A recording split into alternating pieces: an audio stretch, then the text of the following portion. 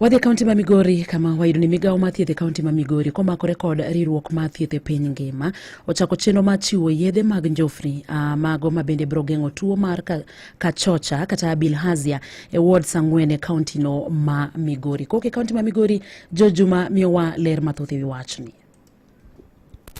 Kaunti ma Migori motelo kod kono malo mag jogo mantie kod tuo mar kachocho e piny Kenya mangima kod atamalo 18.9 koreko lipot mogol kod Migao mar thieth. Piny owacho kawo okalo kuom Migao mar thieth kawo riwruogno mar thieth e piny mangima. The World Health Organization dhi nyime kod kedo kod tuoni e kaunti ma Migori kasani maino kete wards 4 ma oting'o Miuru Bay, Kaler, Got Kachola kaachiel kod Wiga ma tuoni nitiere malo. 2025, this is the first round for specifically for the hotspot wards, and this is meant to bring the prevalence of bilharzia down to a manageable level so that we accelerate the journey towards elimination of schistosomiasis. Apisa ma ochune kedo kod tuochego manosejwang' ka iparo ni ne giserumo maong'ere kaka neglected tropical diseases e kaunti ma Migori. Nicholas Makworo wacho ni ward ma Miuru ema sani otelo kod kwan mathoth mag jogo mantie kod tuoni mar kachocho e atamalo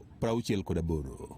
With Miuru ward as the leading at 68.1%, followed by Karel ward, Wiga ward at 61%, and then it followed by Karel ward at 57%, and then got Kachola at 53%. Makworo wacho ni wards gi tuoni nitiere malo nikech oganda tiyo kod pige kaka mano mar nam lolwe, pigego ma opong' kod tuoni. The predisposing factor is because of the nearness to water bodies which are infested with vector snails. And then the second one is actually having what we call open defecation. E tielo machielo mar kedo kod tuoni e kaunti ma Migori, Migao mar thieth e kaunti ma Migori kautenre kod World Health Organization ochako chenro mar chiwo yedhe mar thiedho tuoni mar kachocho e wards 4 gi.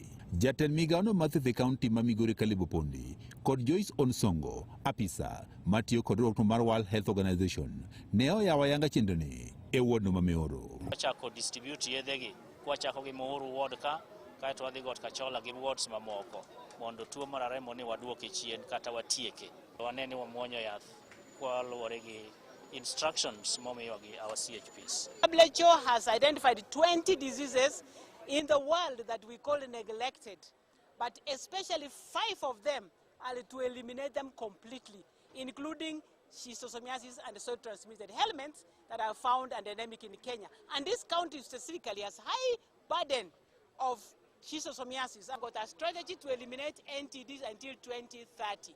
So the medicines are available through World Health Organization.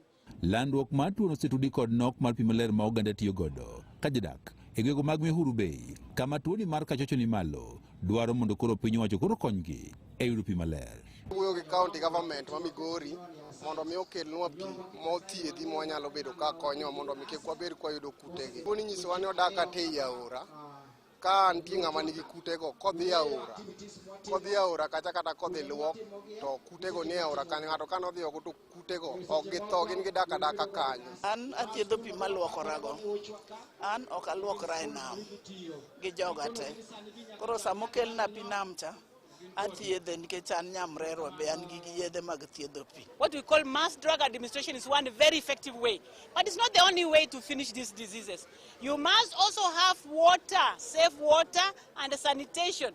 Kendo temo kono ji ni watiuru gi pi maler, tabia wawe waloki, kik wadhi waluokre e aora, to pi mwamodho bwa ensure ni obedo maler.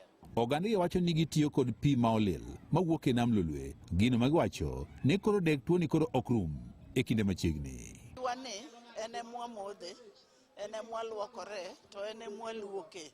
Dwaro nitiere mondo koro piny owacho koro med keto omenda ma inyalo tigo e kedo kod tuoche manosejwang' ka iparo ni giserumo ma oting'o kachocho e kaunti ma Migori kaachiel kod piny Kenya mangima. Can no longer rely all the time on wafadhili.